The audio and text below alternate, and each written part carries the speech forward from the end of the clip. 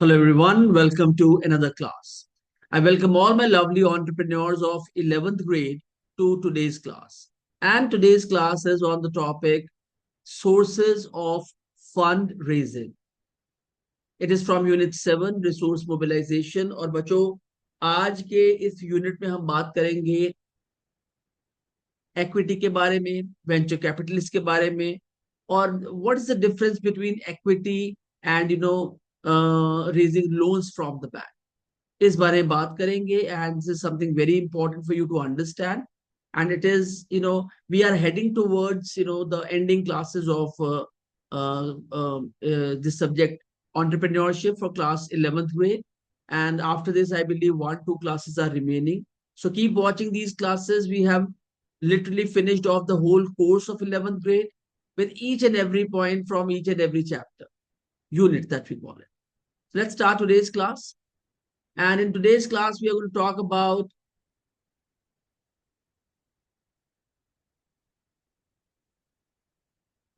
these 8 points.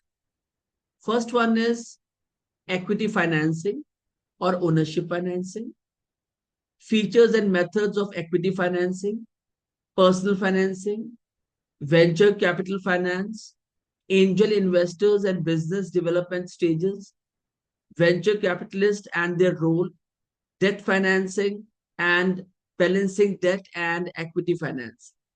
So let's start with point number one, that is equity financing and or ownership financing.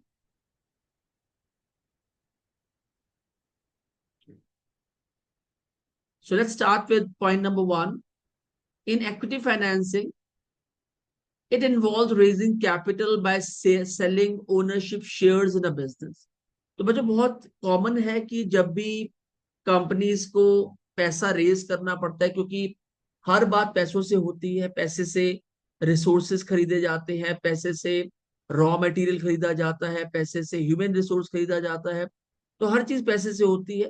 तो in order to accumulate the fund ownership shares को बेचना एक पुराना culture है. और इससे क्या होता है कि बहुत सारे शेयर होल्डर्स आपकी कंपनी में पैसा लगा देते हैं और एकदम से ओनर के पास काफी सारा पैसा आ जाता है, जिसके बेसिस पर ही start running the business in in expensive fashion, expand करते हैं with all the ways that he can. So it is an important point. It involves raising capital by selling ownership shares in a business. Entrepreneurs must evaluate options based on debt versus equity and internal versus external funds. तो entrepreneurs को बहुत important है इस option को major करना. उसका reason है, if they won't measure they can not run the business. अब मेजर क्या क्या करना है? मेजर करना है कि डेट सही है, कि भी किसी पैसा उधार ले लें और उसे थोड़ी थोड़ी किश्तों में पैसा वापस कर दे इंटरेस्ट के साथ, उस व्यक्ति का कोई इन्वॉल्वमेंट ना रहे बिजनेस में. एक तो ये तरीका है डेट. दूसरा तरीका एक्विटी का. किसी व्यक्ति का आप इक्विटी अपने बिजनेस में डाल लें किसी व्यक्ति की, and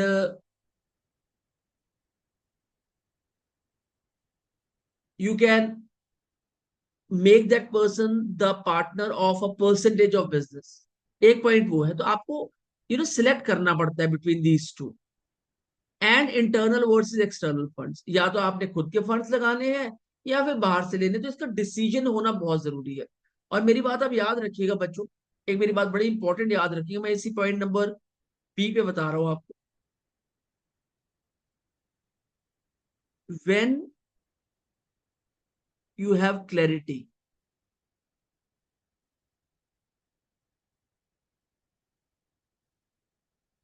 your body, that is physical body,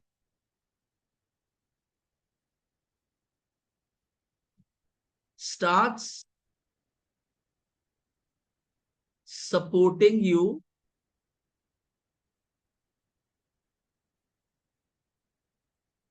automatically.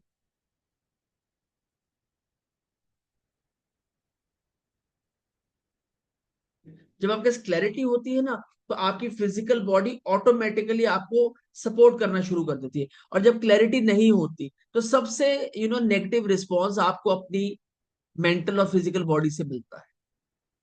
तो ऑन्टरप्रेन्योर्स को इवेल्युएट करना बहुत जरूरी है।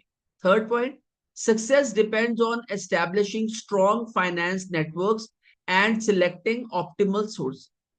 और सक्सेस डिपेंड करती है एस्टेब्लिश करने पर स्ट्रॉन्ग फाइनेंसिंग नेटवर्क। फाइनेंस की जरूरत हमेशा आपको पड़ती रहेगी, आज फ्यूचर में। तो it is mandatory for you to keep collecting it and selecting optimal resources. आपको प्रोडक्शन करनी है, सर्विसेज रेंडर करनी है, you need to have huge amount of resources that can help you to establish, और if आपको losses हो तो री-एस्टैब्लिश yours. तो रिसोर्सेज आर वेरी इंपॉर्टेंट, और रिसोर्सेज की भी बैकबोन है आपका finance. Fourth point, investors receive ownership but also bear the risk of a business performance. अब इन्वेस्टर ओनरशिप तो ले लेते हैं, भाई पैसा लगा दिया शेयर होल्डर्स ने, शेयर खरीद लिए, पर उनके ऊपर एक बहुत बड़ा प्रेशर भी आ जाता है। ये रिस्क यहाँ पे जो है ना, वो प्रेशर का है।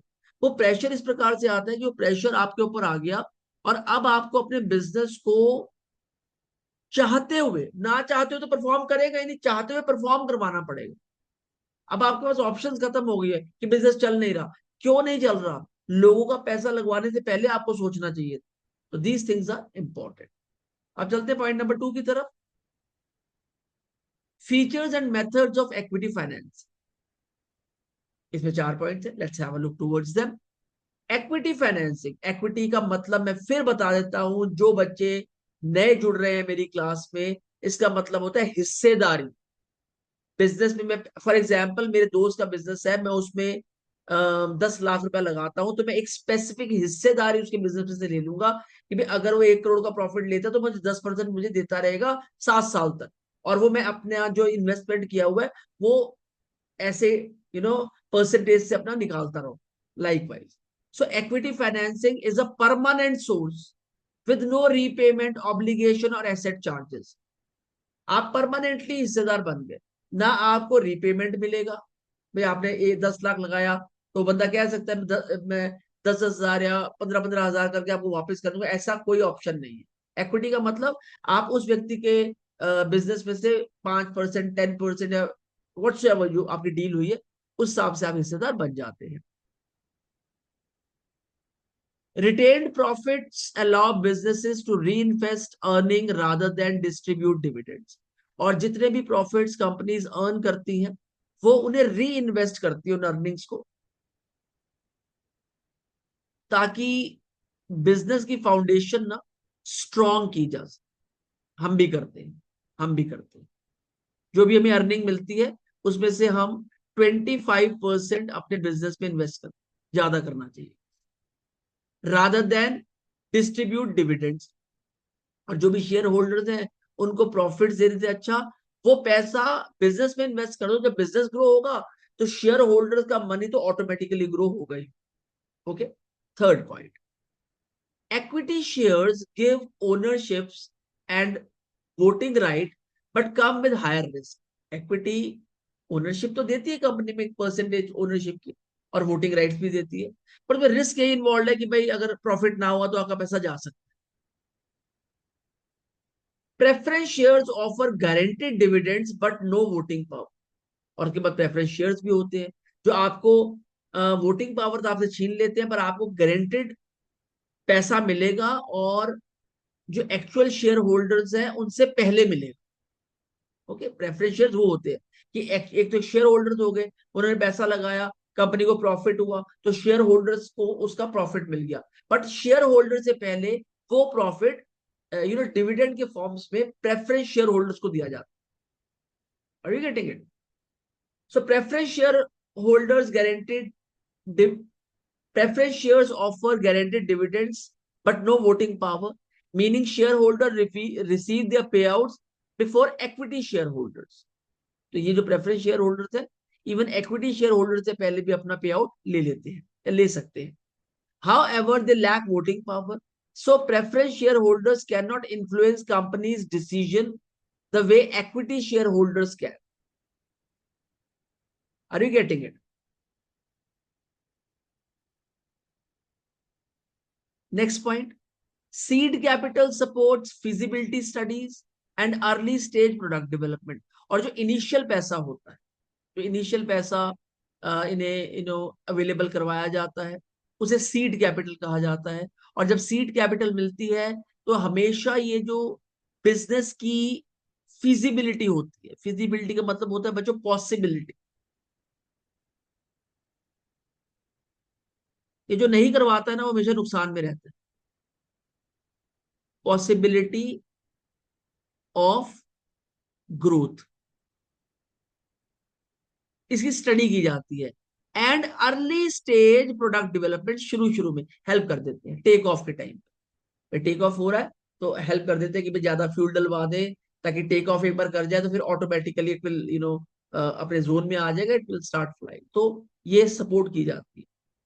तो इक्विटी शेयर होल्डर्स उनका अलग रोल है, और प्रेफरेंस शेयर होल्डर्स का अलग रोल है। किसी को वोटिंग राइट्स है, किसी को नहीं है, तो they affect the company in their own way. But yes, equity financing is important. ये कई सालों से चलता आ रहा है और कंपनीज इसे as a source of fund use करती हैं। पहले भी करती आ रही थी, आज भी कर रही हैं और फ्यूचर में भी करेंगे। अब हम बात करते हैं personal financing. Point number one, entrepreneurs often finance their businesses using personal savings, assets और फैमिली contribution। सिंपल है भाई, जब बिजनेस स्टार्ट करते हैं और कोई व्यक्ति किसी भी फॉर्म में आपकी मदद नहीं करता, तो आपको करना क्या पड़ता है? आपको अपना पैसा इन्वेस्ट करना पड़ता, फैमिली से पैसा लेना पड़ता, अगर वो दे देते हो। सेकेंड, फ्रेंड्स एंड रिलेटिव्स में provide informal financial support without legal claims. अगर कोई आपके बहुत अच्छे रिलेटिव्स हैं तो वो भी आपको थोड़ा बहुत पैसा दे सकते हैं, भैया बिजनेस कर लो और जब पैसा होगा वापस कर देना, विच इज रेयर। रेयर होता है पर पॉसिबिलिटीज है, which is rare but possibilities है। See, chit funds allow pooled savings for emergency financial needs. बच्चों चिट फंड्स पहले डाली जाती थी, जैसे हम हर महीने ईएमआई देते हैं तो लोग हर महीने अपना पैसा जमा करवाते थे। और एक मतलब चिट फंड का मतलब है कि एक महीने में एक बार एक चिट निकलती थी और जिसकी चिट निकलती उसको पैसा मिल जाता था। तो इट वाज लाइक दैट। फिर आपकी जैसे कमेटी होती थी, कमेटी आप डालते थे, पैसा आप डालते रहते थे, एंड वन फाइन डे आपका पैसा निकलाता था। और वो सबका निकलता था, ये नहीं आपका ही निकल रहा है, मतलब वो चिट सबके नाम की डलेगी। फॉर एग्जाम्पल मैंने चिट फंड डाली और मैंने 1,000 रुपया जमा कराया महीने का, सबकी चिट चल गई 50 मेंबर्स की, चिट उठाई, मेरा नाम आ गया, मुझे मिल गया 50,000। पर ऐसा नहीं है कि मैं पैसा देना बंद कर दूंगा, पर हाँ मैं 1,000 रुपया महीना करके दे दूंगा और 50,000 रुपया घर ले जाऊंगा, तो सबका नंबर आता है उसमें। Okay. D, security deposits from dealers can be leverage for short term business financing. और जो भी डीलर्स हैं, जो कंपनी पैसा इन्वेस्ट करते हैं as a security deposit to take products from the company, services from the company, उनके पैसे को उनके पैसे को भी एज अ लेवरेज यूज किया जाता है, एज अ सपोर्ट, और एज अ हेल्प यूज किया जाता है to provide short term financing to the business. So ये हो गया पर्सनल फाइनेंसिंग की बात। अब हम चलते हैं venture capital finance. Fourth point है वेंचर कैपिटल फाइनेंस।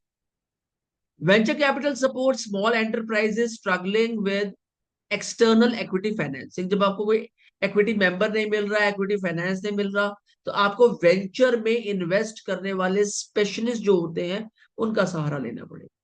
और इसके लिए आपका बिजनेस पर विश्वास होना, अपने काम पर विश्वास होना बहुत जरूरी है।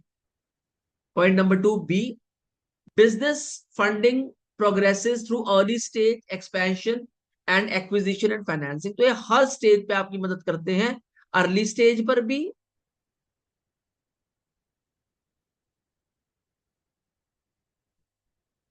एक्सपेंशन के टाइम पर भी, मतलब ग्रोथ के टाइम पर भी, और फाइनेंसिंग के time. Angel investors specialized in early stage funding such as seed और स्टार्टअप कैपिटल। तो एंजल इन्वेस्टर्स स्टार्टिंग में एंजल्स की तरह इन्वेस्ट करते हैं, फरिश्तों की तरह आते हैं, और आपको पैसा देते हैं कि भाई बिजनेस स्टार्ट करो और हम तुम्हारे साथ खड़े, they become your mentors as well, guides as. So angel investors specialize in early stage funding such as seed capital and startup capital. Venture capitalists prefer high growth technology ventures with strong return potential. और ये सिर्फ नाम के investors नहीं होते, इनको इनका पास दिमाग भी होता है कि उन्हीं वेंचर्स में पैसा इन्वेस्ट करते हैं जहां से रिटर्न की होप होती है, टेक्नोलॉजी वेंचर्स में और ऐसे वेंचर्स में जहां पर फाइबर्स ऑप्टिक्स ऐसे काम होते हैं, टेलीकम्युनिकेशन, जहां पे इन्वेस्टमेंट के बाद रिटर्न आने के चांसेस 100% है, और इन मल्टीपल फोल्ड्स, मतलब 2 गुना 3 गुना 4 गुना प्रॉफिट्स आने, तो दे इन्वेस्ट। तो it's a systematic structured process of running a business, allowing one person to take money, to put in efforts, to launch his venture, to keep working hard, growth पे आने के बाद they keep collaborating and then they keep taking as। तो यही business। हाँ, हम आगे आते हैं, angel investors and business development stages। Angel investors provide funds for feasibility studies and early product development, इस पर हम बात कर चुके हैं। Business development funds including expansion, bridge financing and acquisition। और बिजनेस डेवलपमेंट फंड बहुत इंपॉर्टेंट पॉइंट है, इस पॉइंट को आपने भूलना नहीं है बच्चों, इसमें क्वेश्चन आया है एग्जाम में। What is bridge financing? और आप मेवरिक्स इंडिया सॉल्यूशन की क्लासेस करते हैं तो यू विल गेट जहां पर भी आपको डिफिकल्टी होगी, मेवरिक्स इंडिया सॉल्यूशन आपको रेफरेंस पॉइंट देने से चूकेगा नहीं। Business development funding includes expansion. भाई मैंने अपना धंधा एक्सपेंड करना है, मुझे पैसा चाहिए, तो एंजल इन्वेस्टर्स पैसा देंगे। ब्रिज फाइनेंसिंग भी होगी एंड एक्विजिशन भी। आप किसी कंपनी को एक्वायर भी कर सकते हैं, पैसा हमसे ले लीजिए। आपको बिजनेस करना आना चाहिए, सिर्फ ये नहीं बिजनेस खोल के बैठ गए और कर नहीं रहे हो। अब ब्रिज फाइनेंसिंग जो एक टर्म है बहुत important, let's have a look towards it. Bridge financing provide short term funds before securing long term funds. तो ये ना step by step bridge formation होती है। पहले आपको शॉर्ट टर्म फंड्स दिए जाते हैं, फिर थोड़े ज्यादा मिड टर्म फंड्स दिए जाते हैं, और फिर लॉन्ग टर्म, तो ब्रिज बन जाता है। इसे कहते हैं ब्रिज फाइनेंसिंग। मैं फिर से एक बार पढ़ देता हूं, एग्जामिनेशन में इसमें क्वेश्चन आया हुआ है तो घबराना नहीं है, आपने पढ़ा हुआ है, लकी सर ने, मेवरिक्स इंडिया सॉल्यूशन ने आपको पढ़ाया हुआ है। क्या? Bridge financing provide short term funds before long term funds investment. और लॉन्ग टर्म इन्वेस्ट करवाने से पहले आपको short term mid term funds provide किए जाते हैं, चेक करने के लिए whether you are capable of taking funds and returning them back और यू डू नॉट। तो पायलट प्रोजेक्ट की तरह इसको यूज किया जाता है। Leverage buyouts enabled management to acquire ownership of a company.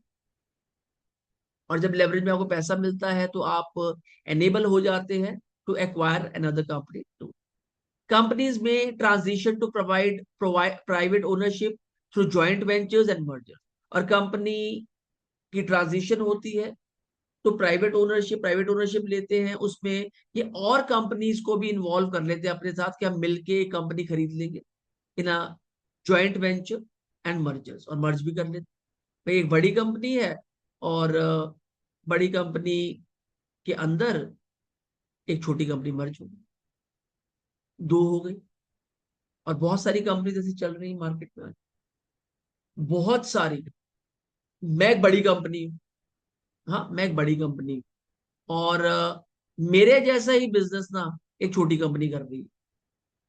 मैं एक बड़ी कंपनी हूँ, बहुत बड़ी कंपनी, और एक छोटी कंपनी भी एक एवरेज बिजनेस कर रही है। मैं कह रहा हूँ उसको मैंने टिकने नहीं देना मार्केट में, खरीद लो इसको। अब वो कहेगा जी मेरी तो ये वैल्यू है, ये वैल्यू है, put it, make it the part of our company. तो आपने क्या किया? पैसा देके you have you know removed a competitor from the market, और ऐसे आप 8-10 कॉम्पिटिटर्स रिमूव करेंगे तो उस स्पेसिफिक काम में आपकी मोनोपोली बने। ठीक है, तो ये जॉइंट वेंचर्स होते हैं, मर्जर्स होते हैं, एक्विजिशंस होते हैं। Venture capitalist and their role. अब इनका रोल क्या है? Venture capitalist fund later stage businesses with higher profitability prospect. Venture capitalist शुरू में भी करते हैं, पर इनका जो मेन रुझान होता है वो ये होता है कि जब बिजनेस एस्टैब्लिश हो गया हो, पैसा कमा रहा हो, तो तब बिजनेस पैसा लगाया जाए ताकि हम मैक्सिमम प्रॉफिट बिजनेस से निकाल सकें. They invest in high growth sectors like technology and innovation. High risk tolerance allows them to exchange equity for potential high return. और इनकी हाई रिस्क टॉलरेंस होती है, बहुत पैसे वाले लोग होते हैं, तो ये इक्विटी डालते हैं और हाई पोटेंशियल रिटर्न्स पर ही फोकस करते हैं कि मैक्सिमम रिटर्न्स. और ये अपने जीवन में आप मुद्दा बना सकते हैं, अपने जीवन में भी. आपने फॉर एग्जाम्पल आप क्लास टेस्ट दे रहे हैं, आपके कम नंबर आ रहे हैं, आपने घबराना नहीं है. आपने उन मिस्टेक से लर्न करना, और ऐसा अच्छा लर्न करना है कि वो मिस्टेक दोबारा रिपीट ना. और आपने फोकस क्या करना है, मंथली पेपर्स, हाफ ईयरली पे, बोर्ड्स पे. तो you have to do it big. और उसके लिए आपको ना गलतियों से सीखना है. गलतियों से आप करते हैं, पर कुछ जो नहीं सीखते हैं ना, they keep repeating those mistakes. And those who learn it, they never repeat it, never redo it, and always come out as stronger. They bounce back from those mistakes. Okay. So high risk tolerance allows them to exchange equity for potential high return. They generally exit investment once expected financial gains are achieved. और वो exit कर जाते हैं जब एक बार उनके जो expected financial gains है वो अचीव कर लेते हैं. कौन? Venture capitalist. डेट फाइनेंसिंग, इसमें ये आपको तंग तो नहीं करते बिजनेस में कि मुझे परसेंटेज दो, बट ये आपसे हर महीने इंटरेस्ट और ईएमआई मांगते हैं. यहाँ problem. Involves boring money with repayment obligation. Payment तो करनी कर पड़ेगी आपको, इंक्लूडिंग प्रिंसिपल एंड इंटरेस्ट. आपको जो प्रिंसिपल अमाउंट है वो भी वापस करना पड़ेगा, इंटरेस्ट भी वापस करना पड़ेगा. किस्तें आपकी बनी 100, और जब आपने देखा मैंने 50 किस्तें दी थी, पैसा तो उतरा ही नहीं, क्योंकि प्रिंसिपल भी उतर रहा है साथ में और इंटरेस्ट भी उतर रहा है. तो ये ऑब्लिगेशन तो इसमें है. Does not dilute ownership but requires careful management to avoid financial distress. आपकी ओनरशिप को कोई समस्या नहीं. हाँ, अगर आप इसमें कोलेट्रल देते हैं तो थोड़ा बहुत समस्या आ सकती है, पर अदरवाइज होती नहीं है. या वो पैसा दे देते हैं, हर महीने का ईएमआई डिसाइड कर लेते हैं, इंटरेस्ट डिसाइड कर लेते हैं, and you can keep repaying it back. और अच्छी बात यह है, अगर आप रीपे कर लेते हैं तो then they like angel investors give you a good amount later on. Asset based financing, अगर आपके पास एसेट है उसके बेस पर आपने फाइनेंस देना है, it's a different deal all together. Requires collateral, भाई आप कुछ गिरवी रख दो और पैसा उठा लो. तब भी आपको रीपेमेंट ऑब्लिगेशंस तो वही रहेंगी, प्रिंसिपल और इंटरेस्ट. पर उसमें यह है कि इन कंपनी को रिस्क कम रहता है कि भाई मैंने तरफ इनकी जमीन के पेपर रख लिए हैं, तो अब अगर ये नहीं भी देते हैं ना तो चलो ठीक है, जमीन तो हमारी हो गई. लाइक जैसे कोलेट्रल कहा जाए. Structured repayment terms makes debt financing का reliable but risky funding method. भाई आप देखिए, आप स्ट्रक्चर्ड है, आप पर्पसफुली पैसा उठा रहे हैं, पर्पसफुली उसे डिफरेंट जगहों पर with planning and strategies invest कर रहे हैं, रिटर्न आ रहा है, आप पैसा वापस कर रहे हैं, तो ये सबसे अच्छा काम. इससे बेटर कुछ नहीं है. पर अगर आपका मन में थोड़ा सा भी शक शुबा है कि आप ये जो ईएमआई है पे नहीं करना चाह रहे, then it is a risky business, because इसमें फंडिंग इन्वॉल्व है, and you might land yourself to trouble if you do not repay. तो आपकी मार्केट जो वैल्यू है वो भी खराब होती है. That this company takes money but never gives it. So like with debt financing has obligations with it. Balancing debt and equity financing का बैलेंस कर लेते हैं, क्या बेटर है, क्या बेटर कम है. Entrepreneurs must weigh ownership control versus repayment obligation. तो जो entrepreneurs हैं इनके लिए equity best option, ownership control दे दो आप, ठीक है, आप भी कमाओ उन्हें भी कमाने दो, उनके पैसे से उनका पैसा भी आप यूज कर सकते. Equity financing provide flexibility but reduces business control. Flexibility तो आपको मिल जाती है, पैसा वापस नहीं करना, पर बिजनेस कंट्रोल भी खत्म होता है, बहुत सारा बिजनेस का पार्ट उनके पास चला जाता है. तो वो भी आपको गाइड करते हैं, आपसे बार बार they ask review from you, what's happening, what's not happening. Debt financing allows expansion without investor involvement but increases financial commitment. और डेट फाइनेंसिंग के बारे में आपको बता चुका हूं कि जैसे कि इसमें इन्वेस्टर की इन्वॉल्वमेंट तो नहीं होती है, बट आपको फाइनेंशियल कमिटमेंट्स फेस करनी पड़ती है, पैसा टाइम टू टाइम वापस करना पड़ता है. Selecting the right funding mix. Selecting the right funding mix, that's obviously equity. Ensure sustainable growth, financial stability and peace of mind. तो अगर आप वो आइंस्टाइन वाला कोड फॉलो करें कि कोई मुझे अगर 1 घंटा किसी प्रॉब्लम को सॉल्व करने के लिए देता है तो मैं 55 मिनट पहले लगाऊंगा उस प्रॉब्लम को समझने में और 5 मिनट में प्रॉब्लम सॉल्व करूँ।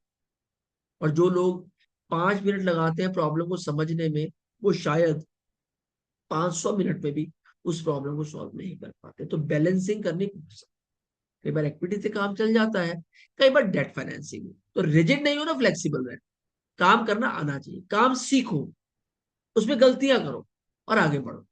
और ऐसे मत सोचो कि मैं तो गलती करूंगा ही नहीं, आगे बढ़ूंगा, ऐसे नहीं, ऐसा पॉसिबल ही नहीं। तो बच्चों, with this we have come to the end of today's class, where we have talked about 8 very important points: equity financing, ownership financing, features and methods of equity financing, personal financing, venture capital finance, angel investors and business development stages, venture capitalists and their role, debt financing, and balancing debt and equity finance. मैंने बड़े दिल से आज ये class पढ़ाई आप, और मुझे पता है कि आपको तकरीबन सब कुछ समझ में आ गया होगा। कुछ समझ में नहीं आया है तो रीवॉच करें। अगर तब भी नहीं आता है तो आप मुझे मैसेज कर सकते हैं, क्वेरीज पूछ सकते हैं, डाउट पूछ सकते हैं। So do not forget to do our most in demand part of the classes rigorous practice section. It includes synopsis, vocabulary, practice question with hints, 10 questions है with hints, इन्हें आप expand कर सकते हैं। Top 10 objective type questions along with answers,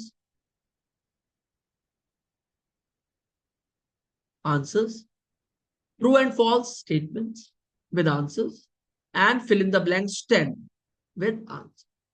बच्चों मेरी बात आप याद रखिएगा, आप मेरी क्लासेस अटेंड करिए, रिगरस प्रैक्टिस सेक्शन करिए, और मैं आपको श्योर करता हूं आपको इसके बाद कुछ करने की जरूरत ही नहीं पड़ेगी। Will become so capable to write good answers and convince the examiner by your valuable inputs that you are going to get through with very good percentage of marks and knowledge. So bacho, this has brought us to the end of today's class. So until we meet next time, bye bye for now. God bless you all. Keep watching, keep learning, and keep sharing it with other students, telling it to them that Mavericks India Solution is teaching entrepreneurship to 11th and 12th grade students free of cost. And till the time we are here, we keep teaching students free of cost. This is our commitment to the student. So until we meet next time, bye bye for now. God bless you all. Take care.